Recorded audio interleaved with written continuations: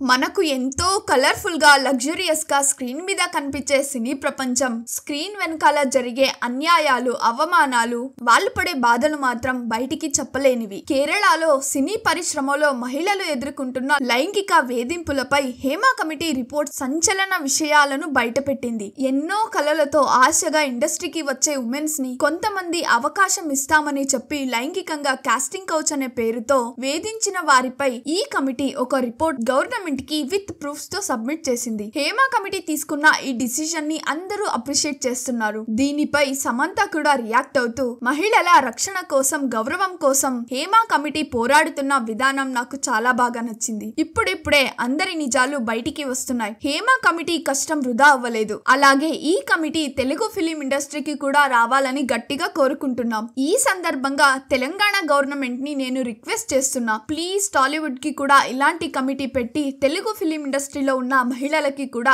Harassment నుండి రక్షణ కల్పించండి అంటూ పోస్ట్ చేసింది. దీని గురించి తెలుసుకున్న వారు ఇలాంటి కమిటీ కేరళ అండ్ సినీ ఇండస్ట్రీలోనే కాదు అన్ని ఫీల్డ్ లోనూ రావాలి అని కమెంట్స్ పెడుతున్నారు. దీనిపై మీరేమనుకుంటున్నారో కమెంట్ చేయండి. అలాగే వీడియో నచ్చితే లైక్ చేసి అండ్ మరిన్ని ఇలాంటి లేటెస్ట్ అప్డేట్ కోసం ఛానల్ ని సబ్స్క్రైబ్ చేసుకోండి.